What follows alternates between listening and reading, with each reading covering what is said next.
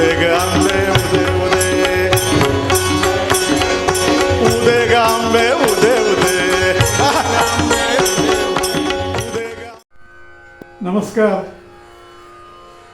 आता व्हिडिओतली कथा तर आपण ऐकणारच आहात, पण त्याबरोबर एक महत्त्वाची विनंती करायची होती. ती विनंती अशी की ते व्हिडिओ सुरू झाल्यानंतर आपल्या चॅनलवर ते सबस्क्राईबचं बटन आठवणीनं दाबायचं. म्हणजे ज्यांनी दाबलं असेल त्यांनी नाही, पण ज्यांनी दाबलं नसेल त्यांनी आठवणीनं दाबायचं. आपल्या इष्टमित्रांना शेअर करायचं. आणि एक छोटीशी बेल असते पहा, घंटी, तर तीही दाबायची. म्हणजे त्यानं काय होतंय की माझाही उत्साह वाढतो आणि मलाही असं वाटतं की सगळेजण माझ्यासोबत आहेत. मला वाटते एवढी विनंती पुरे झाली. धन्यवाद. आई भगवती मध्यम चरित्राला प्रारंभ झालेला आहे.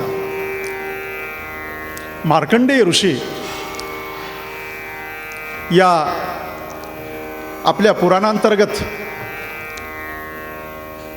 सुमेधा या महात्म्याच्या मुखातून सुरथ आणि समाधी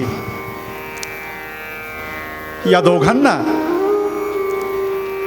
भगवतीची लीला सांगत आहेत. अर्थात सुरथ आणि समाधी हे कथेतले काल्पनिक पात्र नसून तुमच्या माझ्या कोट्यावधी देहधारी भाविकांचे ते प्रतिनिधी आहेत.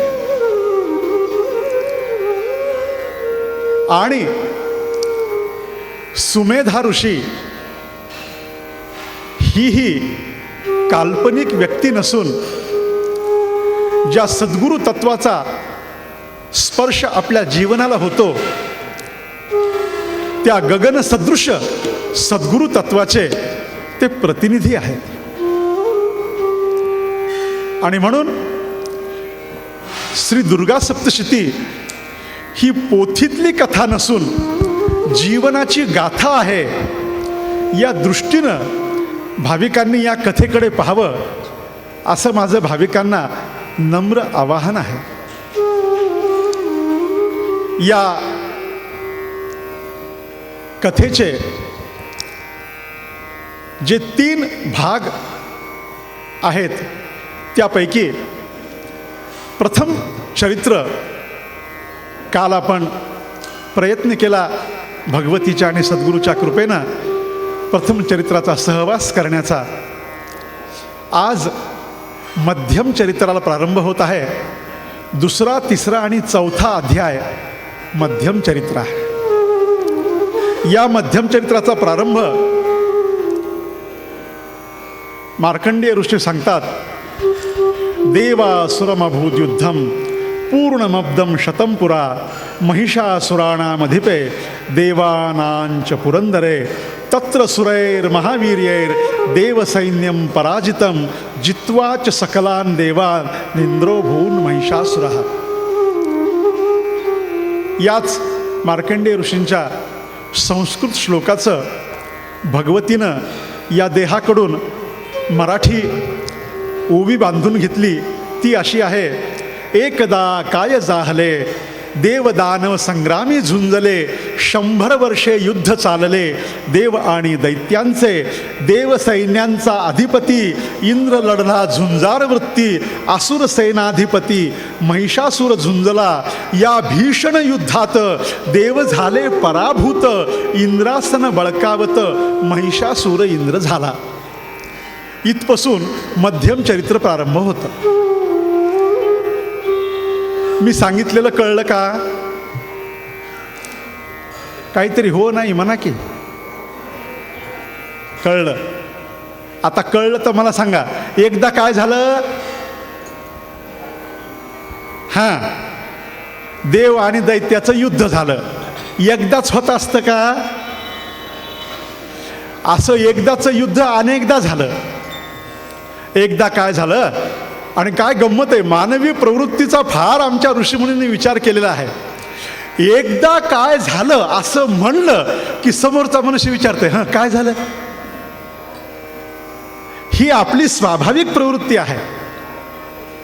त्या आपल्या स्वाभाविक प्रवृत्तीला अंजारून गोंजारून संत तत्वज्ञानाचा गाभा आपल्या हृदयापर्यंत पोहोचवण्याचा प्रयत्न करतात. त्यांनाही हे माहीत आहे की देवाचं आणि दैत्याचं युद्ध एकदाच होत असतंय असं नाही.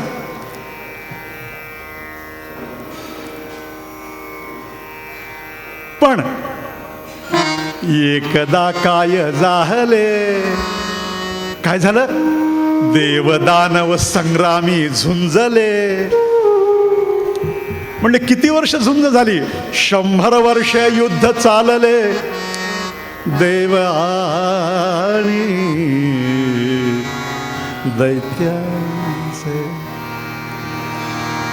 पोथीतलं राहू द्या, आपल्या युद्धाचा सुद्धा भगवंतानं निर्धारित केलेला कालावधी 100 वर्षाचा आहे. जीवेत शरदम किती, शतम. हां, आपली वृत्ती, आपलं वर्तन, आपलं खाणं पिणं, आपले कष्ट, आपले श्रम आपण जर व्यवस्थित ठेवले तर आपण 100 गाठू शकतो. पण ठीक आहे, प्रारब्ध योगानं अल्पायुष्यत्व ही वेगळी गोष्ट आहे. परंतु आपल्या हातानं आपलं आयुष्य आपण कमी करून घेत आहोत का, याच्याबद्दल सुद्धा अंतर्मुख होऊन आपण आत्मचिंतन केलं पाहिजे.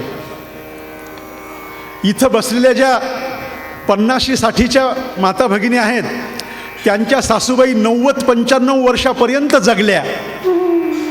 कारण त्या रोज सडा करीत होत्या, सारवण करीत होत्या, विहिरीतून किंवा गंगेतून पाणी आणत होत्या, 4-4 पायल्याच्या भाकरी थापित होत्या.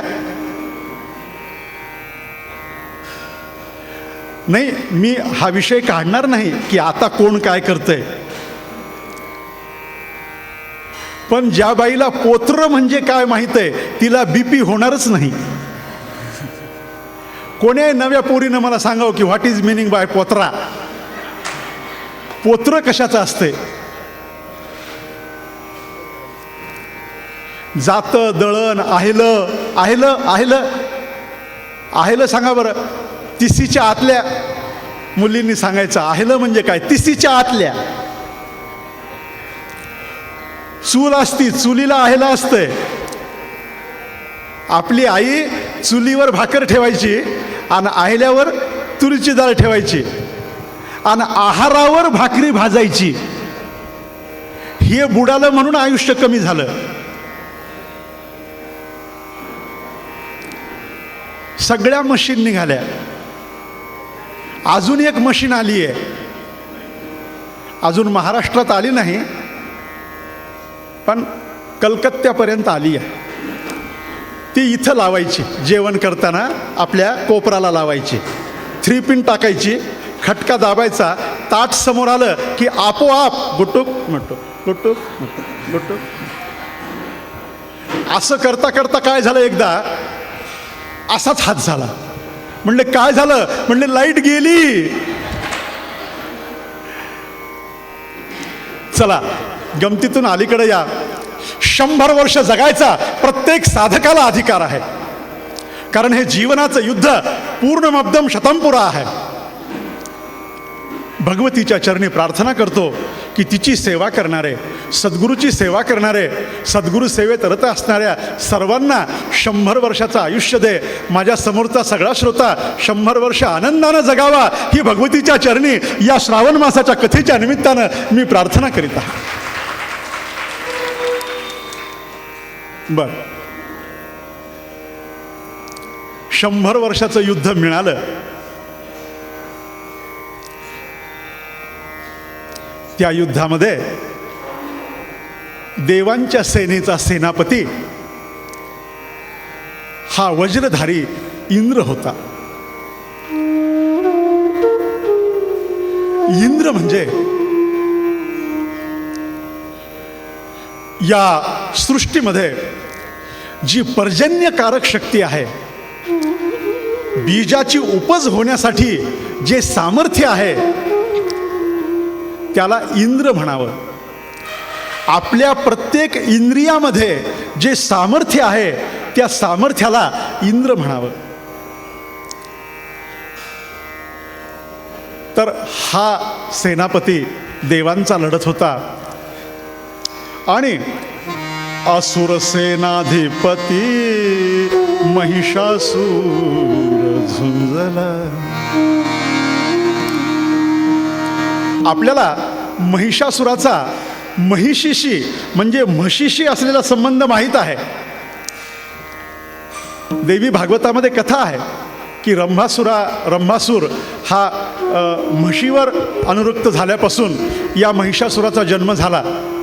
पण भगवती मातेनं मला असं सांगितलं की अरे एवढंच नाही, परंतु महिषासूर शब्द जर नीट तू ऐकलास तुझ्या असं लक्षात येईल की त्याच्यामध्ये मही हा शब्द आहे.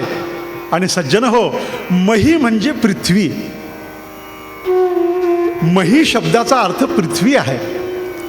आणि मही म्हणजे पृथ्वीला जो त्रस्त करतो, पृथ्वीला जो नेस्त नाबूद करण्याचा प्रयत्न करतो, सृष्टीला बर्बाद करण्याचा जो प्रयत्न करतो,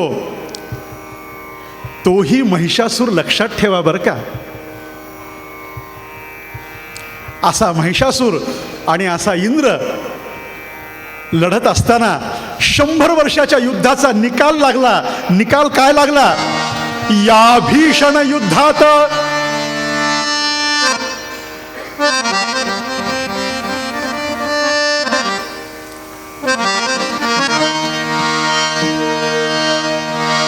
या भीषण युद्धात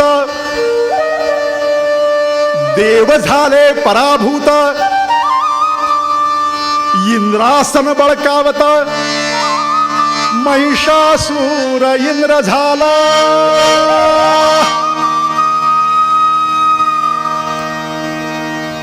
आता प्रथम चरित्र सुद्धा पराभवानं सुरू झालेलं आहे, बरोबर आहे. आणि मध्यम चरित्राचा प्रारंभ सुद्धा पराभवानं झालेला आहे. पण मायबाप हो, माझी सप्तशती असं सांगते की प्रारंभ ज्याचा पराभवानं जर झाला पण भगवतीची जर कृपा झाली तर त्या पराभवाचं रूपांतर विजयामध्ये करायचं सामर्थ्य या भगवतीच्या कृपेमध्ये आहे. म्हणून सप्तशतीचा प्रारंभ पराभवाच्या कथेनं होतो आणि सप्तशतीची सांगता ही साधकाच्या विजयश्रीनं होते. म्हणजे साधकाला विजयी करण्यासाठी दुर्गा सप्तशती हा ग्रंथ आहे.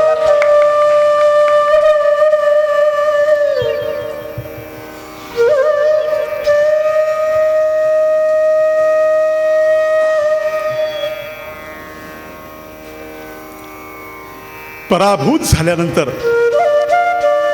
समाधी वैश्य आणि सुरथ राजा सद्गुरूकडे गेले. आणि इथं सुद्धा पराभूत झाल्यानंतर सर्व देव ब्रह्मा विष्णू महेशाकडे गेले. काय सांगू तुम्हाला, पराभूत झाल्यानंतर, गांगरून गेल्यानंतर, गोंधळून गेल्यानंतर, बुद्धी अस्ताव्यस्त झाल्यानंतर, जीवन उद्ध्वस्त होतंय की काय अशी परिस्थिती निर्माण झाल्यानंतर कुणाकडे जावं हे सप्तशती सांगते. तुम्ही आम्ही चिखलमातीची माणसं आहोत, प्रारब्धातले सुखदुःख भोगण्यासाठी आलेलो आहोत. आयुष्यामध्ये एखादा प्रसंग असा येतो की असं वाटतं की संपलं सगळं. तुम्ही मी सगळे त्याच्यातून जातो. पण त्यावेळेला जर आपली वृत्ती संतांकडे वळली, सद्गुरूकडे वळली, सद्ग्रंथांकडे वळली तर अभावाचं रूपांतर प्रभावात करण्याचं सामर्थ्य सद्गुरूच्या कृपेत असतं, संतांच्या कृपेत असतं, भगवंताच्या कृपेत असतं. म्हणून ब्रह्मा विष्णू महेश या सर्वोच्च देव तत्वाकडे सर्व देवता पोचल्या.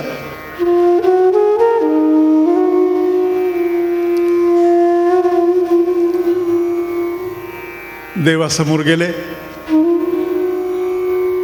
आणि ब्रह्मा विष्णू महेश्वराला सांगितलं की प्रभो, आम्ही पराभूत झालोत, आम्ही हारलोत.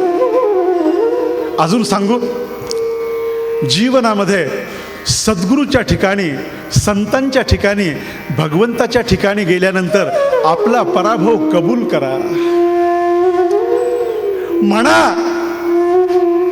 की महाराज, संसार संगे बहुशीण लोमी, कृपा करी रे रघुराज स्वामी. सांगा संतांना की या विकारांनी मला पराभूत केलंय, मला मोहानं पराभूत केलंय, मला मत्सरानं पराभूत केलंय, मला लोभानं पराभूत केलंय. हे प्रभो, मला अहंकारानं पराभूत केलंय. असं एकदा सद्गुरूला सांगा.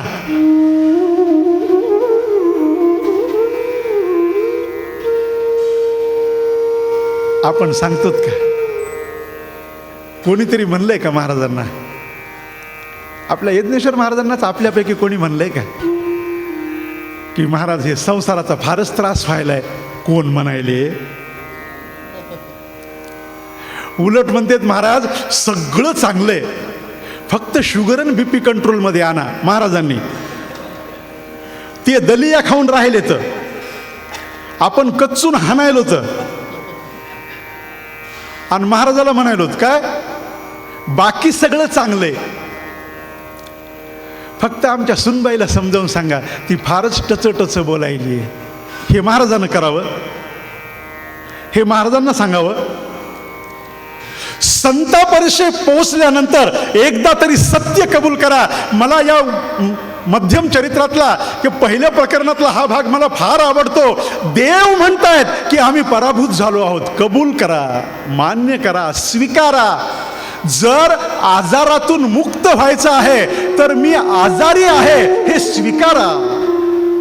आपली मुख्य अडचण ही अशी आहे की प्रपंचामध्ये मी दुःखी आहे हे मला मान्यच नाही. दुःख होतंय पण आपणच मनाची समजूत काढतो. पोरग बोललं म्हणून काय झालं, बोलतच असते ते का जगा वेगळं बोलायले का? घे मग.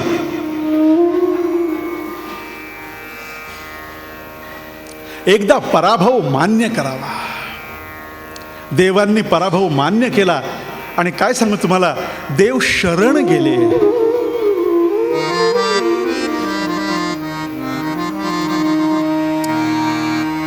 देव शरण गेले.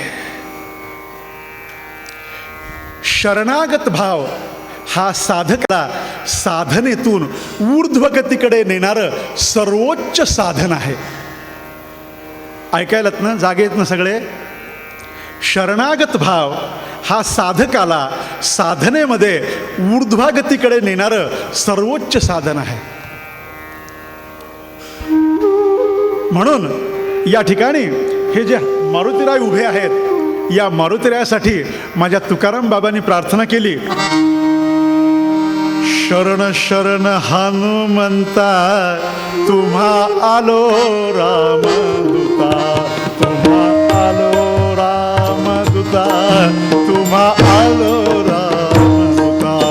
शरण शरण हनुमंता, तुम्हा आलो रामदूता, तुम्हा आलो रामदूता, तुम्हा आलो राम. काय भक्ती ज्याच्या वाटा, भक्ती ज्याच्या वाटा, काय भक्ती ज्याच्या वाटा, काय भक्ती ज्याच्या वाटा, मज दावाव्या सुभटा, मज दावाव्या सुभटा, मज दावाव्या. शरण शरण हनुमंता, तुम्हालो रामदूता, काय भक्ती ज्याच्या वाटा, मज दावाव्या सुभटा, काय भक्ती ज्याच्या वाटा.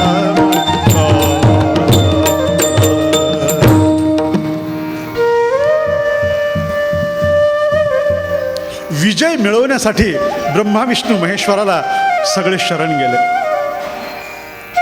काय सांगू, जर लेकरू आईकडे जाईल आणि आईला म्हणेल त्या मुलानं मला मारलं, तर एकदम आईचा चेहरा बदलतो, आईला राग येतो. काय सांगू तुम्हाला, तसंच ब्रह्मा विष्णू महेश्वरांना एकदम क्रोध आला की अरे हे देव आहेत. देव म्हणजे कोण? ऐका, दादांनी सांगितलेली व्याख्या सांगतो तुम्हाला. दानाद्योतनात्वा इति देवः, जो आपल्या सामर्थ्याचं दान करतो, जो आपल्या प्रकाशाचं दान करतो, जो देतो तो देव. ही देवाची दादांनी सांगितलेली सोपी व्याख्या आहे. ब्रह्मा विष्णू महेश्वराला या गोष्टीचा राग आला की अरे ही भूमी देवता आहे, ही समाजावर उपकार करते, तिला पराभूत केला. सूर्य देवता आहे, सूर्य देवता सगळ्या जगाला प्रकाश देते, महिषासुराने त्यांना पराभूत केला. इंद्र देवता आहे, पर्जन्य देवता आहे, कुबेर देवता आहे. ह्या सगळ्या देवता ब्रह्मांडाचं संचलन व्यवस्थित चालावं याच्यासाठी आपली शक्ती समर्पित करतात. लक्षात घ्या, त्यागी माणसाचा पराभव झाला तर भगवंताला क्रोध येतो, हे आम्हाला सप्तशती माता सांगते. आपल्याकडे काय आहे, देव ही कल्पना थोडीशी धुंदली झाली आहे. मंदिरातली मूर्ती म्हणजे देव का, देवघरातली मूर्ती म्हणजे देव का, मूर्ती म्हणजे देव? वैदिक वाङ्मयामध्ये प्रत्यक्ष देवता आहेत. सूर्य, चंद्र, इंद्र, इथं ज्या देवतांचा उल्लेख केलेला आहे ती देवता बघा, कोणाकोणाचा पराभव केला आहे त्यांनी. सूर्येंद्राग्निलेंदूनां यमस्य वरुणस्य च अन्येषाचाधिकारांस स्वयमेवाधितिष्ठति. सूर्य, इंद्र, चंद्र हे जे प्रत्यक्ष दिसतात, हे प्रत्यक्ष आपल्याला देतात. प्रत्यक्ष देणाऱ्यांना देवता ही संकल्पना आहे. आणि जे देतात, दानी आहेत, त्यागी आहेत, समर्पित आहेत, जी आपली शक्ती समाजाच्या कल्याणासाठी समर्पित करतात, त्यांचा जर पराभव झाला तर सर्वोच्च शक्तीला क्रोध येतो. आणि काय सांगावं तुम्हाला, त्या असं म्हणतात की ब्रह्मदेवाला, महाविष्णूला आणि सदाशिवाला क्रोध आला. शक्तीच्या क्रोधातून, यांच्या क्रोधातून काय निर्माण झालं पहा. फार फार गोड वळण इथं. आपल्या क्रोधातून काय निर्माण होतं सांगू का? सांगितलं असतं, पण आज कथेची वेळेची मर्यादा आपल्याला पाळायची आहे. आपल्या क्रोधातून काय निर्माण होतं आणि ब्रह्मा विष्णू महेशाच्या क्रोधातून काय निर्माण झालं? ब्रह्मा विष्णू महेशाच्या क्रोधातून अतीव तेजसा स्फुटं ज्वलंतमिव पर्वतं ददृशस्ते सुरास्तत्र ज्वाला व्याप्त दिगंतरं आतुलं तत्र तत्तेज. सर्व देवतांचं जे तेज आहे, ब्रह्मदेवाचं तेज ब्रह्मदेवाच्या शरीरातून बाहेर पडलं. चला, भगवतीचं प्रागट्य होत आहे.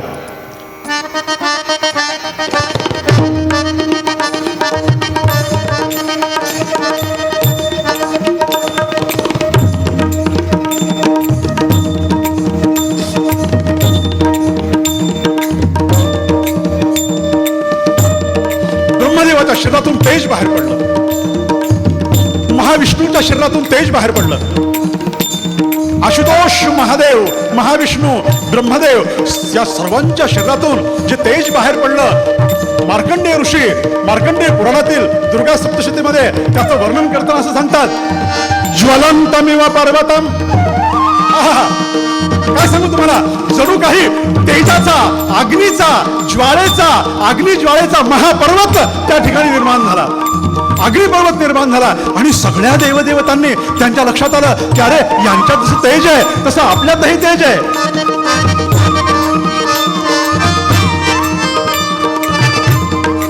आपल्यामध्येही तेज आहे. आणि सगळ्या देवदेवांचं तेज बाहेर पडलं. काय सांगू, त्या तेजाचं वर्णन करताना ऋषी सांगतात, अतुलं तत्र तत्तेज सर्वदेव शरीरजम एकस्तं तदभून्नारी.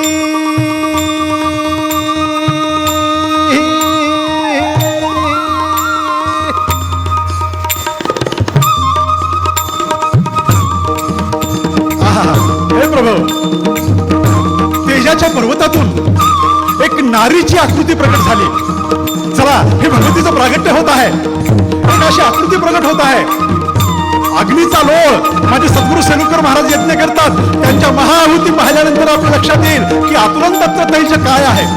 आणि त्या अग्निज्वाळेतून हा प्रभो, एवढा मोठा पर्वत अग्निज्वाळेचा, आणि त्याच्यातून एकच स्तन तद्गुण नारी, एक नारीची आकृती बाहेर पडली. ते सगळं तेज नारी रूप दिसायला लागलं.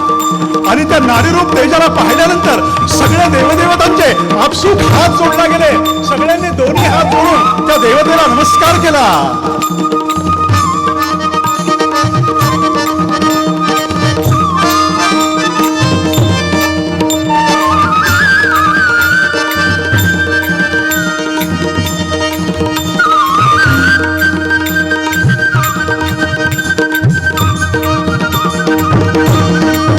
सदानंदीचा उदयोस्तु.